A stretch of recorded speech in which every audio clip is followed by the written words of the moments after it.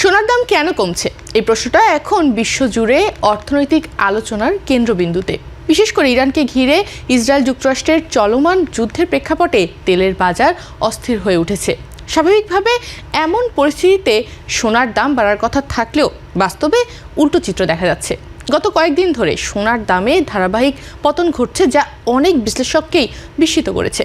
বিশ্লেষণে দেখা যায় যে সোনার দামের এই পতনের পেছনে শুধু তেলের দাম বাড়া বা যুদ্ধ পরিস্থিতি দায়ী নয়, বরং এর পেছনে একাধিক অর্থনৈতিক ও বাজার ভিত্তিক কারণ একসঙ্গে কাজ করছে। এর মধ্যে অন্যতম প্রধান কারণ হলো মার্কিন ডলারের শক্তিশালী অবস্থান। ডলার শক্তিশালী হলে অন্যান্য দেশের জন্য সোনা কেনা ব্যয়বহুল হয়ে যায়, ফলে আন্তর্জাতিক বাজারে সোনার চাহিদা কমে যায় এবং দামও নিচের দিকে নামতে শুরু করে। স্যান্ডেলিনা সো, রূপচর্চায় আভিজাত্য। একই সঙ্গে বিশ্বজুড়ে সুদের হার বাড়ার প্রত্যাশাও সোনার ওপর চাপ সৃষ্টি করছে। সোনা কোনো সুদ বা আয় দেয় না, তাই যখন সুদের হার বেশি থাকে তখন বিনিয়োগকারীরা সোনা থেকে সরে গিয়ে সুদমুক্ত সম্পদের দিকে ঝুঁকে পড়ে। এই পরিবর্তনও সোনার দামের পতনের গুরুত্বপূর্ণ ভূমিকা রাখছে। আরেকটি গুরুত্বপূর্ণ বিষয় হলো বাজারের গঠনগত পরিবর্তন।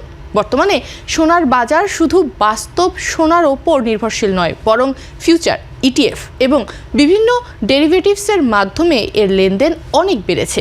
এতে বাজারে লিভারেজ বৃদ্ধি পেয়েছে, ফলে দাম কমতে শুরু করলে অনেক ক্ষেত্রে স্বয়ংক্রিয়ভাবে বড় পরিমাণে বিক্রি শুরু হয়, যা পতনকে আরও ত্বরান্বিত করে। এছাড়া দীর্ঘ সময় ধরে সোনার দাম উল্লেখযোগ্যভাবে বেড়েছিল।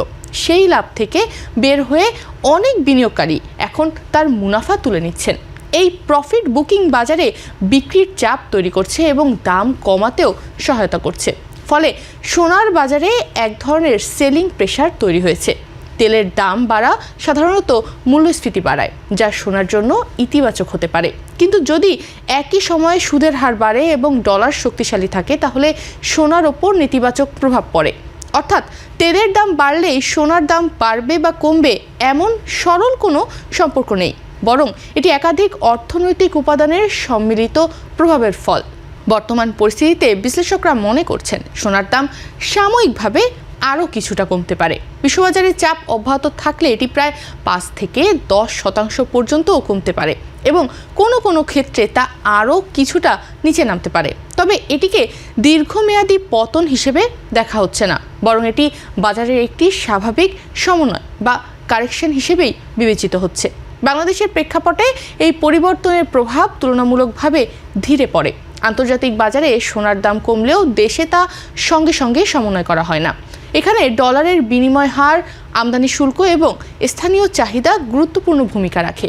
তবে আন্তর্জাতিক বাজারে বড় ধরনের পতন অব্যাহত থাকলে দেশে সোনার ভরি কয়েক হাজার টাকা পর্যন্ত কমতে পারে।